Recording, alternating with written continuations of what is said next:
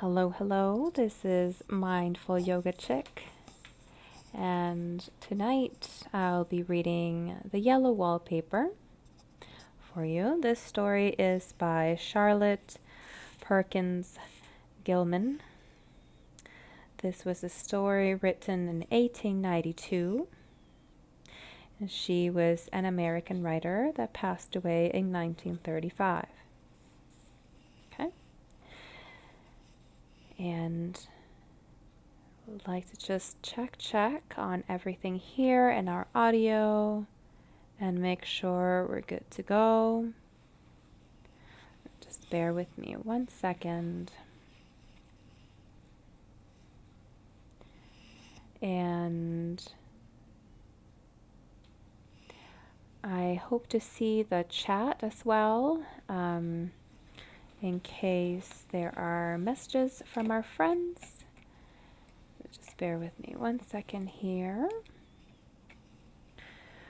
All right. Excellent, excellent. Thank you kindly, IT. All right. So, as I mentioned, tonight we will be reading The Yellow Wallpaper. Note that I am Monday to Thursday at 7:30 p.m. Eastern Time for yoga and meditation. And I do also come on as today, Tuesdays at 10:30 p.m. Eastern Time for story time. So far we have read Alice's Adventures in Wonderland, as well as Telltale Heart by Edgar Allan Poe, and tonight, The Yellow Wallpaper. If you have suggestions about next week's stories, please send me a message or chat along. I would love to hear from you. All right, here we go. The Yellow Wallpaper. It is very seldom that mere ordinary people like John and myself secure ancestral halls for the summer. A colonial mansion, a hereditary estate, I would say a haunted house, and reach the height of romantic felicity, but that would be asking too much of fate. Still, I will proudly declare that there is something queer about it. Else, why should it be let so cheaply? And why have stood so long untenanted? John laughs at me, of course, but one expects that. John is practical in the extreme. He has no patience with faith, an intense horror of suspicion or superstition, and he scoffs openly at any talk of things not to be felt and seen and put down in figures. John is the physician, and perhaps, I would say, not to a living soul, of course, but this is a dead paper and a great relief to my mind. Perhaps that is one reason I do not get well faster. You see, he does not believe I'm sick. And what can one do? If a physician of high standing and one's own husband assures friends and relatives that there is really nothing the matter with one but temporary nervous depression, a slight hysterical tendency, what is one to do? My brother is also a physician and also of high standing, and he says the same thing. So I take phosphates or phosphites, whichever it is, and tonics and air and exercise and journeys, and I am absolutely forbidden to work until I am well again. Personally, I disagree with their ideas. Personally, I believe that congenial work with excitement and change would do me good. But what is one to do? I did write for a while in spite of them, but it does exhaust me a good deal, having to be so sly about it, or else meet with heavy oppositions. I sometimes fancy that in my condition, if I had less opposition and more society and stimulus, but John says the very worst thing I can do is to think about my condition, and I confess it always makes me feel bad. So I will let it alone and talk about the house. The most beautiful place, It is quite alone, standing well back from the road, quite 3 miles from the village. It makes me think of English places that you read about, for there are hedges and walls and gates that lock, and lots of separate little houses for the gardeners and people. There is a delicious garden. I never saw such a garden, large and shady, full of box-bordered paths and lined with long, gray covered arbors with seats under them. There were greenhouses, but they're all broken now. There was some legal trouble, I believe, something about the hares and co-hares. Anyhow, the place has been empty for years. That spoils my ghostliness, I'm afraid, but I don't care. There is something strange about the house. I can feel it. I even said to John one moonlight evening, but he said that what I felt was a draught, and he shut the window. I get unreasonably angry with John sometimes. I'm sure I never used to be so sensitive. I think it is due to the nervous condition. But John says if I feel so, I shall neglect proper self-control, so I take pains to control myself, before him at least, and that makes me very tired. I don't like our room a bit. I wanted one downstairs that opened onto the piazza, and had roses all over the window, and such pretty old-fashioned chintz hangings, but John would not hear of it. He said there was only one window, and not room for 2 beds, and no near room for him if he took another. He is very careful and loving, and hardly lets me stir without special direction. I have a scheduled prescription for each hour in the day. He takes all care of from me, and so I feel basely ungrateful not to value it more. He said he came here solely on my account, that I was to have perfect rest and all the air I could get. Your exercise depends on your strength, my dear, he said, and your food somewhat on your appetite, but air you can absorb all the time. So we took the nursery at the top of the house. It is a big, airy room, the whole floor nearly, with windows that look all ways, and air and sunshine galore. It was a nursery first, and then playroom and gymnasium. I should judge, for the windows are barred for little children, and there are rings and things in the walls. The paint and paper look as if a boys' school had used it. It is stripped off, the paper, in great patches all around the head of my bed, about as far as I can reach, and in a great place on the other side of the room low down. I never saw a worse paper in my life, one of those sprawling, flamboyant patterns committing every artistic sin. It is dull enough to confuse the eye in following, pronounced enough constantly to irritate and provoke study, and when you follow the lame, uncertain curves for a little distance, they suddenly commit suicide, plunge off at outrageous angles, destroy themselves in unheard-of contradictions. The color is repellent, almost revolting, a smoldering, unclean yellow, just strangely faded from the low turning sunlight. It is a dull yet lurid orange in some places, a sickly sulphur tint in others. No wonder the children hate it. I should hate it myself if I had to live in this room so long. There comes John. I must put this away. He hates to have me write a word. We have been here for 2 weeks, and I haven't felt like writing before since that first day. I am sitting by the window now, up in the atrocious nursery, and there is nothing to hinder my writing as much as I please, save lack of strength. John is away all day, and even some nights when his cases are serious. I am glad my case is not serious, But these nervous troubles are dreadfully depressing. John does not know how much I really suffer. He knows there is no reason to suffer, and that satisfies him. Of course, it is only nervousness. It does weigh on me so not to do my duty in any way. I meant to be such a help to John, such a real rest and comfort, and here I am, a comparative burden already. Nobody would believe that an effort it is to do what little I am able to dress and entertain and order things.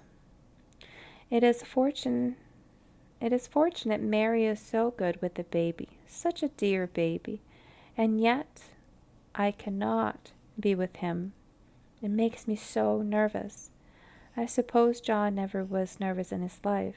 He laughs at me so about his wallpaper. At first, he meant to repair the room, but afterwards he said that I was letting it get the better of me, and that nothing was worse for a serious patient than to give way to such fancies. He said that after the wallpaper was changed, it would be the heavy bedstead, and then the barred windows, and then that gate at the head of the stairs, and so on.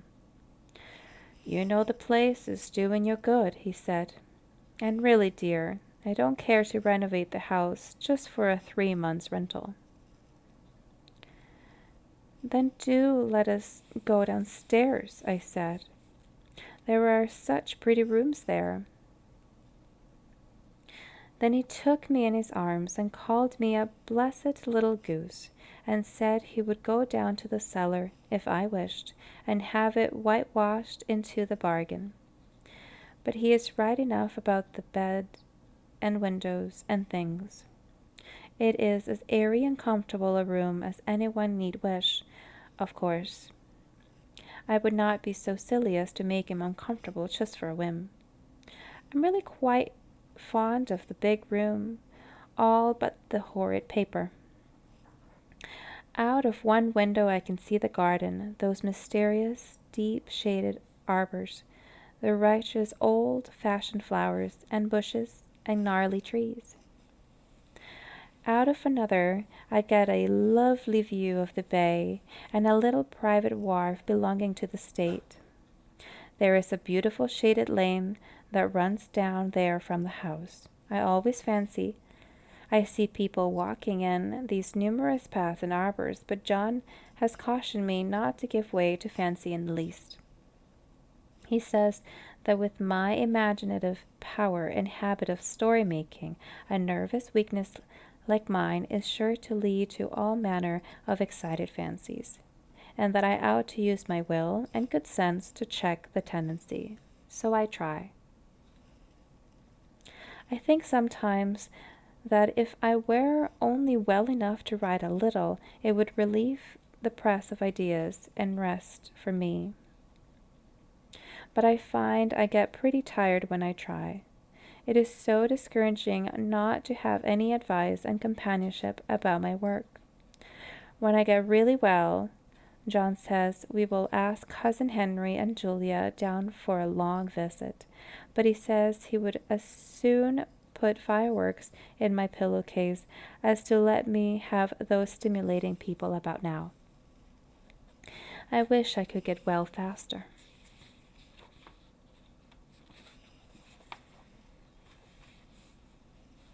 But I must not think about that. This paper looks to me as if it knew what a vicious influence it had. There is a recurrent spot where the pattern lolls like a broken neck, and 2 bulbous eyes stare at you upside down.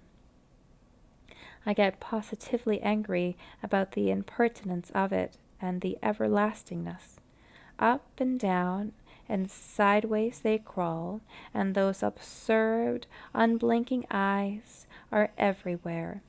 There is one place where 2 breaths didn't match, and the eyes go all up and down the line, one a little higher than the other.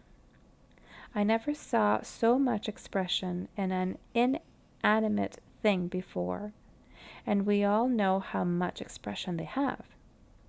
I used to lie awake as a child and get more entertainment and terror out of blank walls and plain furniture than most children can find in a toy store. I remember what a kindly wink the knobs of a big old bureau used to have, and there was one chair that always seemed like a strong friend.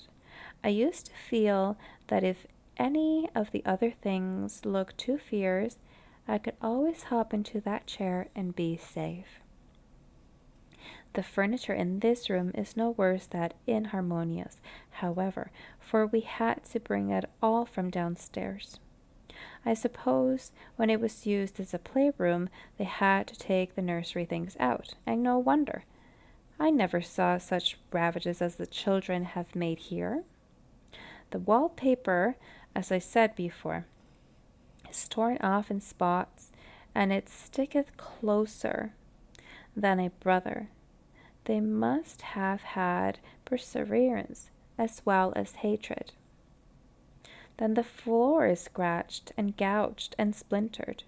The plaster itself is dug out here and there. And this great heavy bed, which is all we found in the room, looks as if it had been through the wars. But don't mind it a bit, only the paper. There comes John's sister, such a dear girl as she is, and so careful of me. I must not let her find me writing. She is a perfect enthusiastic housekeeper, and hopes no better profession. I verily believe she thinks it is the writing which made me sick. But I can ride when she is out, and see her a long way off from these windows. There is one that commands the road, a lovely shaded winding road, and one that just looks over the country, a lovely country too, for full of great elms and velvet meadows. Hi, short man. This wallpaper was a kind of sub-pattern in a different shade, a particularly irritating one, for you can only see it in certain lights, and not clearly then. But in the places where it isn't faded, and where the sun is just so, I can see a strange, provoking, formless sort of figure that seems to sulk about behind that silly and conspicuous front design. There, sister's on the stairs.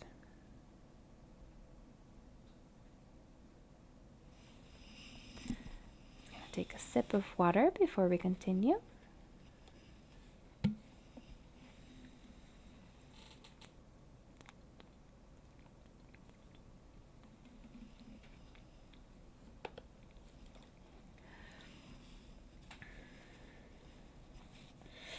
Well, the 4th of July is over. The people are gone and I'm tired out. John thought it might do me good to see a little company, so we just had Mother and Nellie and the children down for a week. Of course, I didn't do a thing. Jenny sees to everything now, but it tired me all the same.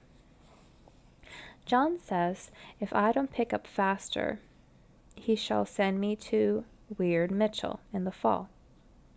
But I don't want to go there at all. I had a friend who was in his hands once, and she says he's just like John and my brother, only more so. Besides, it is such an undertaking to go so far.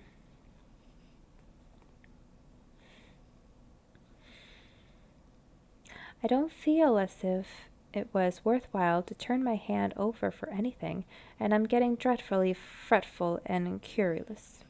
I cry at nothing and cry most of the time. Of course, I don't when John is here or anyone else, but I am alone. And I am alone a good deal just now. John is kept in town very often by serious cases, and Jeanie is good and lets me alone when I want her to. So I walk a little in the garden or down that lovely lane, sit on the porch under the roses and lie down up here a good deal. I'm getting really fond of the room in spite of the wallpaper, perhaps because of the wallpaper. It dwells in my mind so. I lie here in this great immovable bed. It is nailed down, I believe, and follow the pattern about by the hour.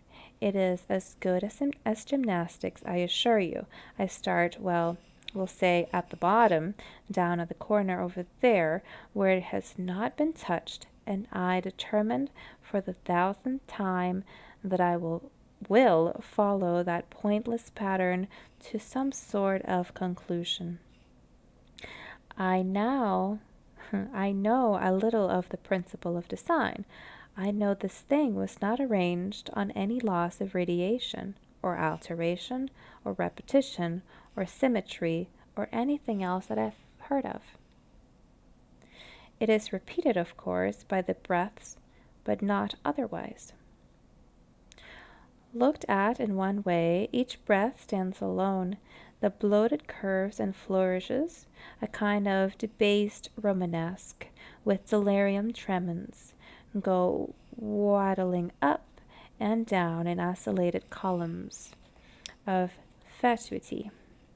But on the other hand, they connect diagonally, and the sprawling outlines run off in great slanting waves of optic horror, like a lot of wallowing seaweeds in full chase. The whole thing goes horizontally too, at least it seems so, and I exhaust myself trying to distinguish the order of its going in that direction. They had used a horizontal breath for a frieze, and that adds wonderfully to the confusion.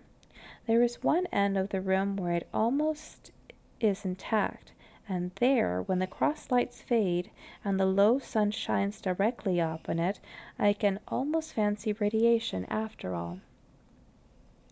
The interminable grotesque seems to form around a common center and rush off in a headlong plunge of equal distraction.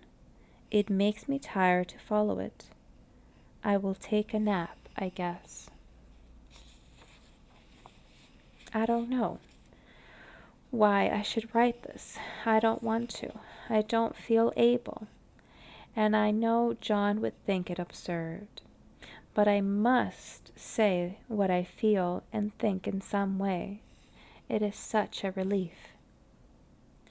But the effort is getting to be greater than the relief.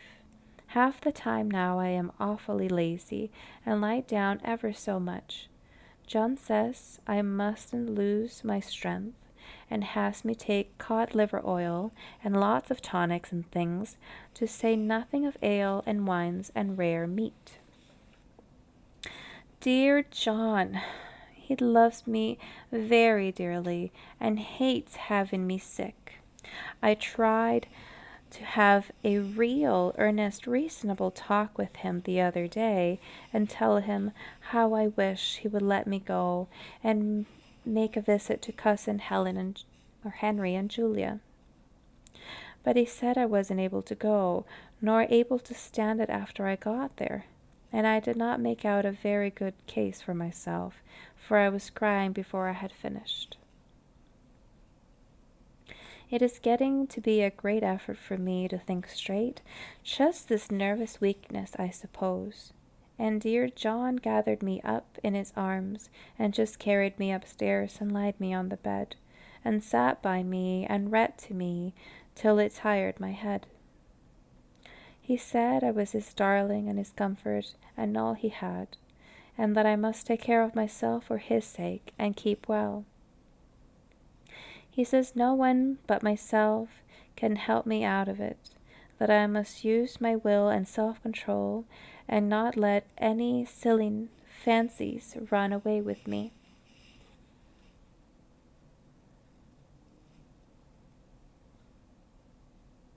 There's one comfort.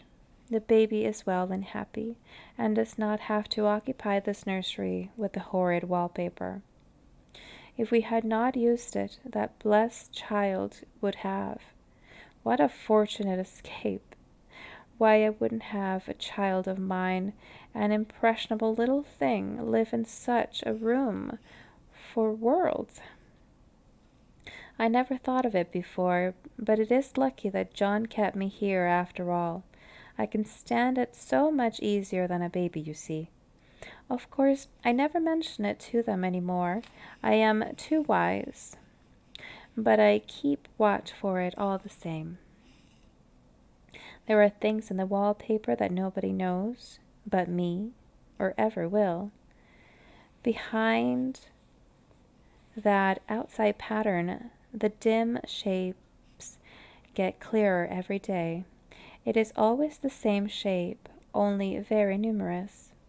And it is like a woman stooping down and creeping about behind that pattern. I don't like it a bit. I begin to think, I wish John would have taken me away from here. Welcome, kittens. It is so hard to talk with John about my case because he's so wise and because he loves me so. But I tried it last night. It was moonlight. The moon shines in all around just as the sun does. I hate to see it sometimes. It creeps up slowly and always comes in by one window or another. John was asleep and I hated to wake him, so I kept still and watched the moonlight on the undulating wallpaper till I felt creepy.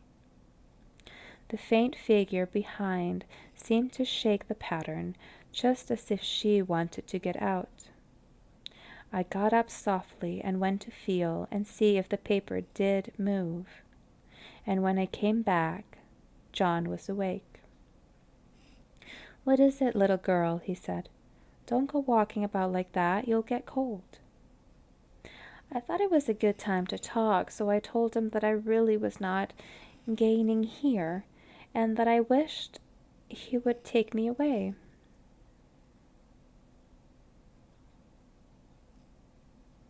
"Why, darling," he said, "our lease will be up in 3 weeks, and I can't see how to leave before. The repairs are not done at home, and I cannot possibly leave town just now. Of course, if you were in any danger, I could and would, but you really are better, dear, whether you can see it or not. I am a doctor, dear, and I know. You are gaining flesh and color. Your appetite is better. I feel really much easier about you." "I don't weigh a bit more," said I, "nor as much, and my appetite may be better in the evening when you are here, but it is worse in the morning when you are away." "Bless her little heart," he said with a big hug. "She shall be as sick as she pleases, but now let's improve the shining hours by going to sleep and talk about it in the morning." "And you won't go away?" I asked gloomily. "Why, how can I, dear? It is only 3 weeks more, and then we will take a nice little trip for a few days while Jeanie is getting the house ready. Really, dear, you are better." "Better in body, perhaps?" I began and stopped short, for he had sat up straight and looked at me with such a stern, reproachful look that I could not say another word. "My darling," said he, "I beg you, for my sake, and for our child's sake, as well as for your own, that you will never for one instant let the idea enter your mind. There is nothing so dangerous, so fascinating to a temperament like yours. It is a false, foolish fancy. Can you trust me as a physician when I tell you so?" So of course I said no more on that score, and we went to sleep before long. He thought I was asleep first, but I wasn't. I lay there for hours trying to decide whether that front pattern and the back pattern really did move together or separately.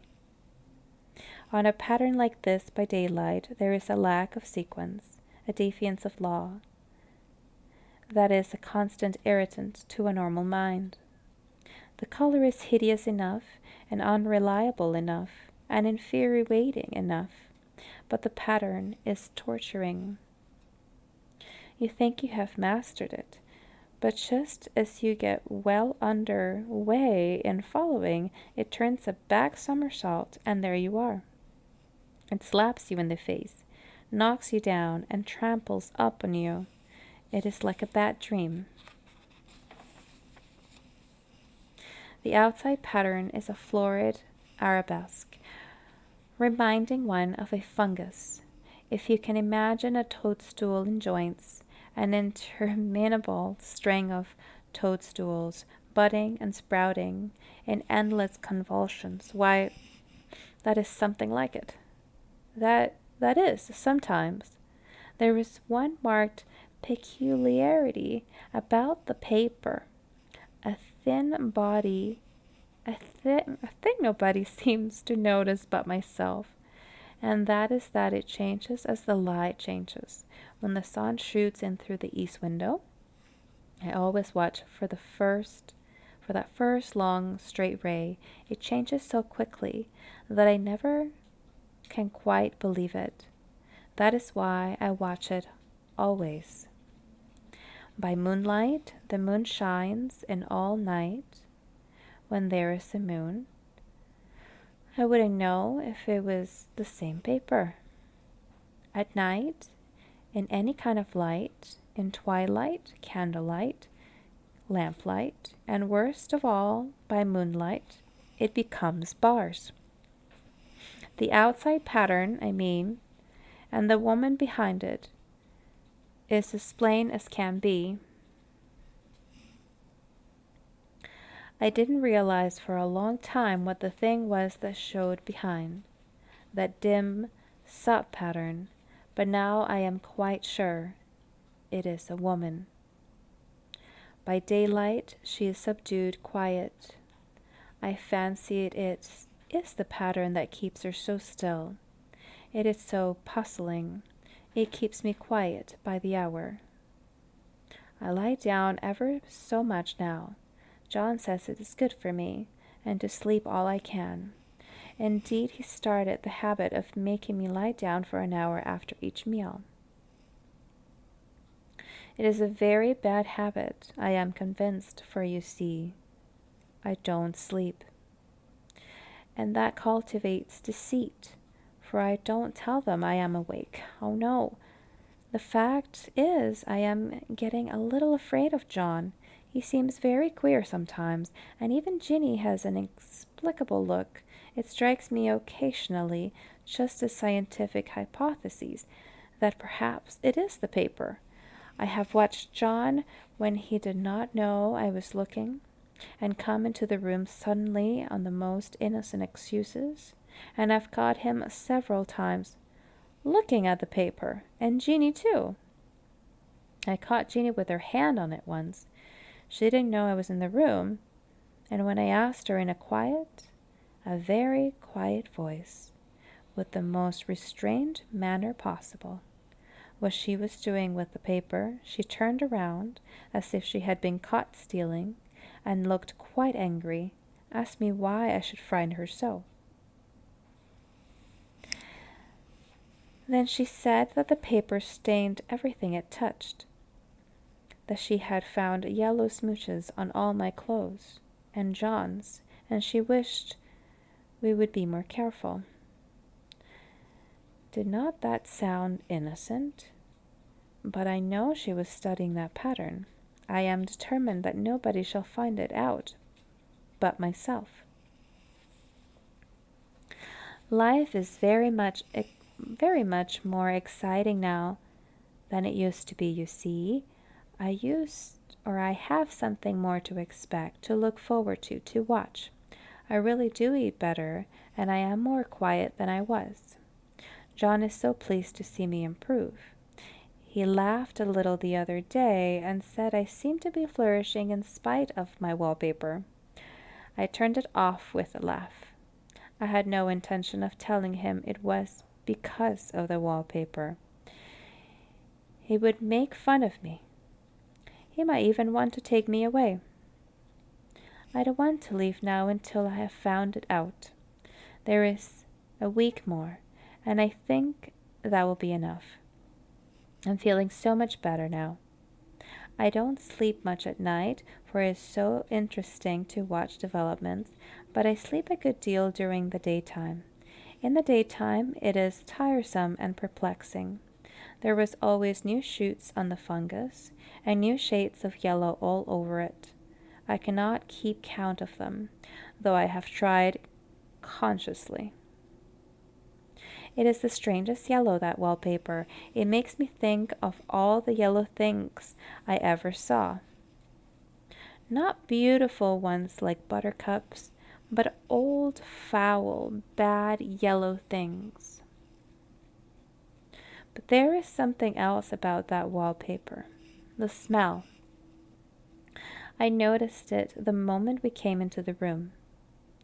But with so much air and sun, it was not bad. Now we have had a week of fog and rain, and whether the windows are open or not, the smell is here. It creeps all over the house.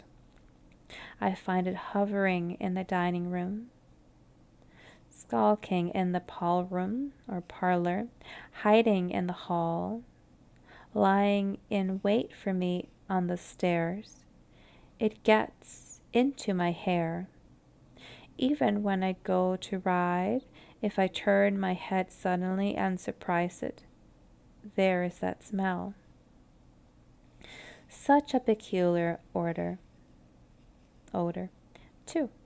I have spent hours in trying to analyze it, to find what it smelled like. It is not bad at first, and very gentle, but quite the subtlest, most enduring odor I ever met. In this damp weather it is awful. I wake up in the night and find it hanging over me. It used to disturb me at first. I thought seriously of burning the house to reach that smell. But now I am used to it.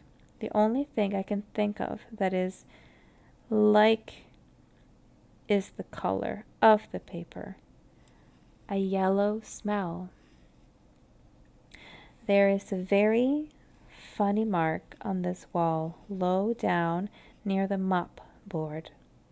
A streak that runs around the room. It goes behind every piece of furniture except the bed, a long, straight, even smooch, as if it had been rubbed over and over. I wonder if it was done, and how it was done, and who did it, and what they did it for. Round and round and round, round and round and round. It makes me dizzy. I really have discovered something at last. Through watching so much at night when it changes so, I finally found out. The front pattern does move, and no wonder. The woman behind shakes it. Sometimes I think there are a great many women behind, and sometimes only one, and she crawls around fast. Her crawling shakes it all over. Then in the very bright spots she keeps still, and in the very shady spots she just takes hold of the bars and shakes them hard. And she is all the time trying to climb through, but nobody could climb through the pattern. It strangles so. I think that is why it has so many heads. They get through, and then the pattern strangles them off and turns them upside down and makes their eyes white. If those heads were covered or taken off, it would not be half so bad. I think that woman gets out in the daytime, and I'll tell you why privately I've seen her. I can see her out of every one of my windows. It is the same woman. I know, for she is always creeping, and most women do not creep by daylight. I see her in that long shaded lane, creeping up and down. I see her in those dark grape arbors, creeping all around the garden. I see her on that long road under the trees, creeping along, and when a carriage comes, she hides under the blackberry vines. I don't blame her a bit. It must be very humiliating to be caught creeping by daylight. I always lock the door when I creep by daylight. I can't do it at night, for I know John would suspect something at once. And John is so queer now that I don't want to irritate him. I wish he would take another room. Besides, I don't want anybody to get that woman out at night but myself. I often wonder if I could see her out of all the windows at once. But turn as fast as I can, I could only see out of one at one time. And though I always see her, she may be able to creep faster than I can turn. I have watched her sometimes away off in the open country, creeping as fast as a cloud shadow in a wind. If only that top pattern could be forgotten off from the under one. I mean, to try it little by little. I found out another funny thing, but I shan't tell it this time. It does not do to trust people too much. There are only 2 more days to get this paper off, and I believe John is beginning to notice. I don't like the look in his eyes. And I heard him ask Jeannie a lot of professional questions about me. She had a very good report to give. She said I slept a good deal in the daytime. John knows I don't sleep very well at night, for all I am so quiet. He asked me all sorts of questions too, and pretended to be very loving and kind, as if I couldn't see through him. Still, I don't wonder he acts so, sleeping under his papers for 3 months. It only interests me, but I feel sure Johnny and Ginny are affected by it. Hurrah! This is the last day, but it is enough. John is to stay in town overnight and won't be out until this evening. Jeannie wanted to sleep with me, the sly thing, but I told her I should undoubtedly rest better for a night all alone. That was clever, for really I wasn't alone a bit. As soon as it was moonlight and that poor thing began to crawl and shake the pattern, I got up and ran to help her.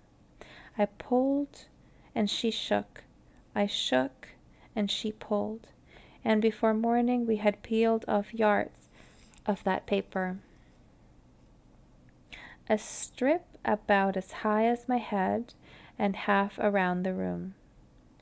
And then when the sun came, and that awful pattern began to laugh at me, I declare I would finish it today.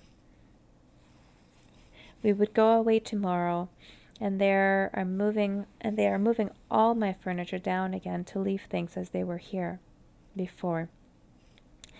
Jeannie looked at the wall in amazement, but I told her merrily that I did it out of pure spite at that vicious thing. She laughed and said she wouldn't mind doing it herself, but I must not get tired. How she betrayed herself that time. But I am here, and no person touches this paper but me. Not alive. She tried to get me out of the room. It was too patent. But I said it was so quiet and empty and clean now that I believe I would lie down again and sleep all I could. And not to wake me even for dinner, I would call when I awoke.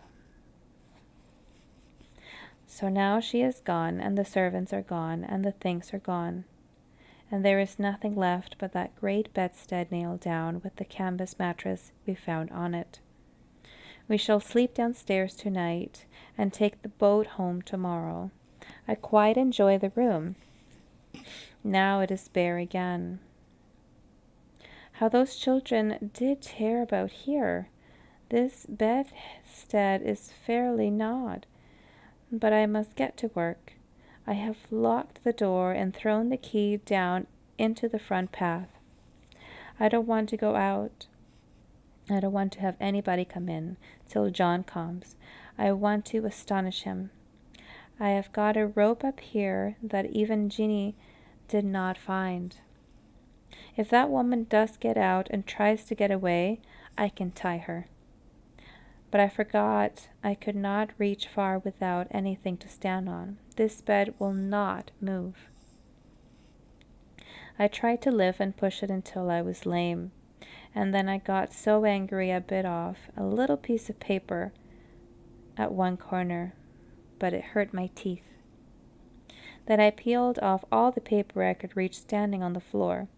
It sticks horribly, and the pattern just enjoys it. All those strangled heads and bulbous eyes and waddling fungus growths just shriek with derision. I am getting angry enough to do something desperate. To jump out the window would be admirable exercise, but the bars are too strong even to try. Besides, I wouldn't do it, of course not. I know that is improper and might be misconstrued. I don't like the look out of the windows even. There are so many of those creeping women. And they creep so fast. I wonder if they all come out of the wallpaper as I did. But I am securely fastened now by my well-hidden rope. You don't get me out in the road there. I suppose I shall have to get back behind the pattern when it comes night, and that is hard. It is so pleasant to be out in this great room and creep around as I please. I don't want to go outside. I won't, even if Jeannie asks me to. For outside you have to creep on the ground, and everything is green instead of yellow. But here I can creep smoothly on the floor, and my shoulder just fits in that long smooch around the wall, so I cannot lose my way. Why, there's John at the door. It is no use, young man, you can't open it. How he does call and pound. Now he's trying to Jeannie for an axe. It won't be a shame to break down that beautiful door. John, dear, said I in a gentlest voice. The key is down by the front steps under a plantain leaf. That silenced him for a few moments, and then he said very quietly indeed, Open the door, my darling. I can't, said I. The key is down by the front door under a plantain leaf. And then I said it again, several times, very gently and slowly, and said it so often that he had to go and see. And he got it, of course, and came in. He stopped short by the door. What is the matter? He cried. For God's sake, what are you doing? I kept on creeping just the same, but I looked at him over my shoulder. I've got out at last, I said, in spite of you and Jane, and I've pulled off most of the paper, so you can't put me back. Now why should that man have fainted? But he did, and right across my path by the wall, so that I had to creep over him every time.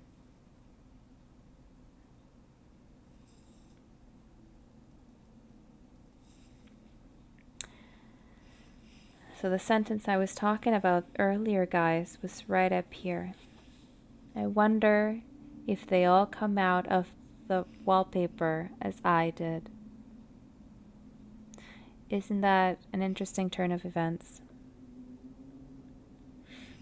And then the last part of the paragraph here. I kept on creeping just the same, but I looked at him over my shoulder. And then she says here, I've got out at last, in spite of you and Jane, and I've pulled off most of the paper, so you can't put me back.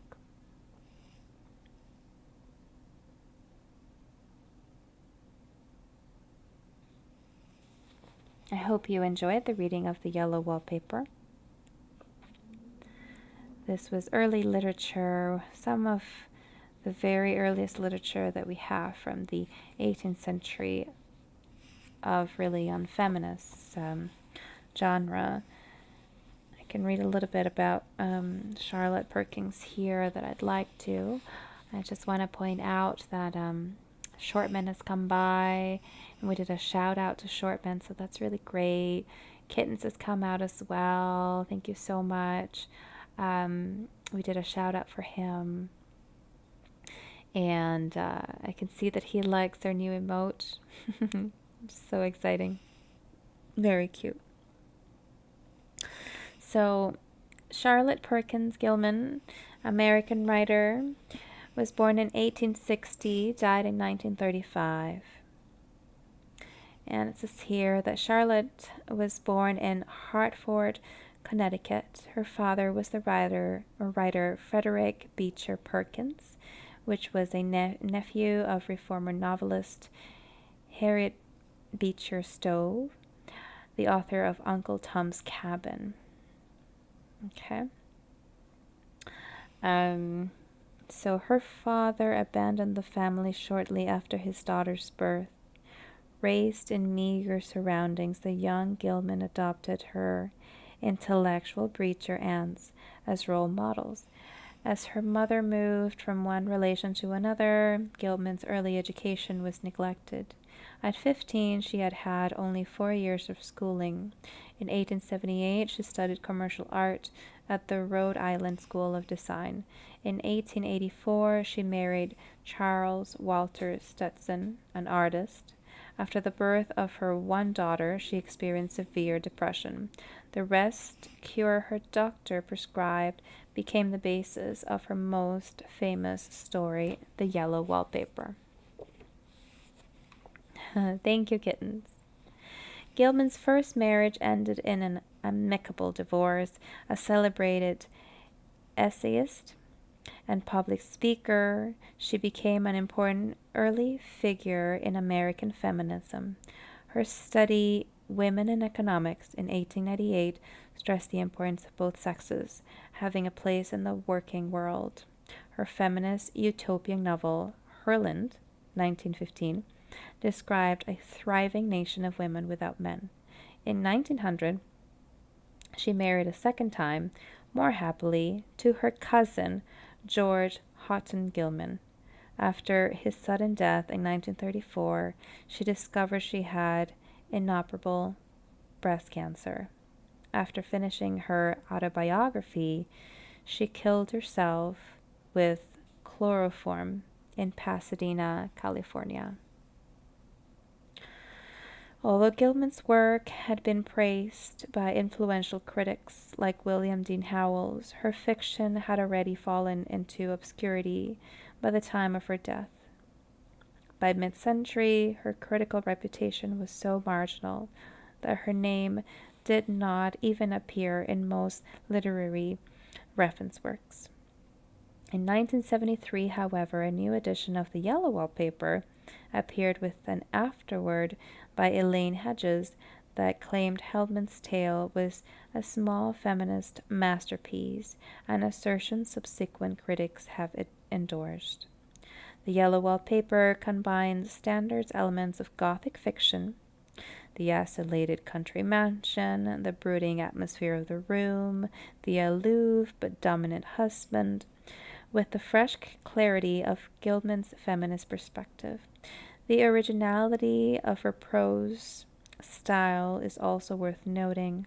Nervous, disjunctive, and deliberately awkward. It communicates her mental anxiety and instability of the narrator.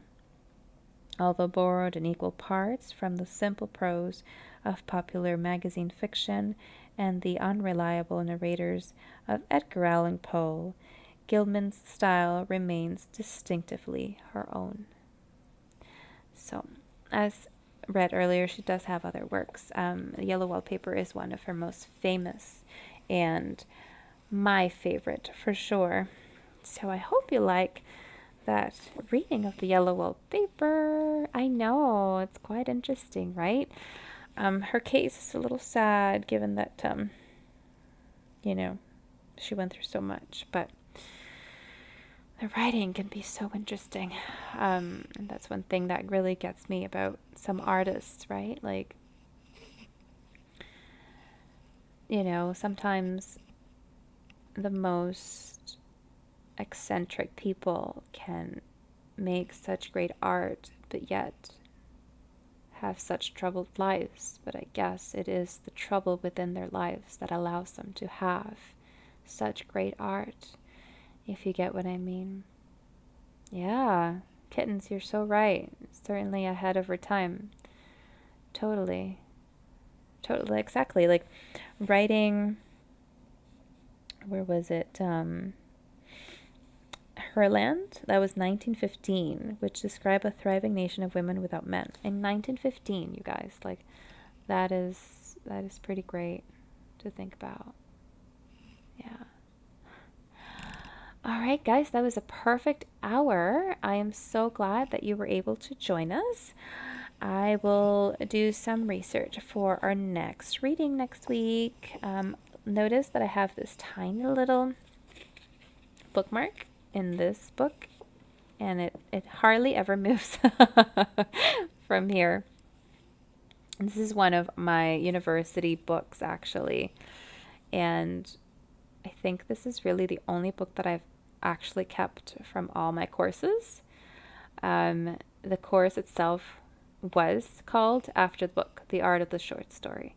So we focused on this book, and I basically read everything in here, all the short stories. So there's Ernest Hemingway and Franz Kafka and James Baldwin and Margaret Atwood and Sherwood Anderson and Ralph Ellison, William Faulkner, Gabriel Garcia Marquez, and so forth and so on. So amazing stuff.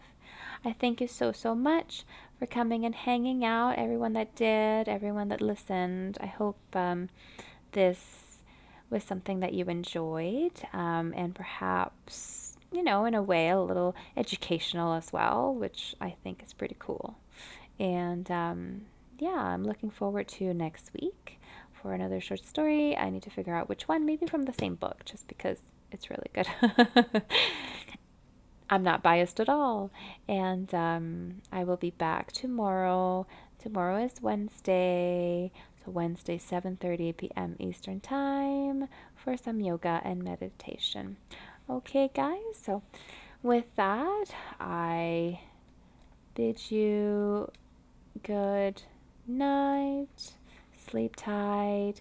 Don't let the bed bugs bite, okay? So, like Sina would say, no, don't do it, okay? No, don't do it.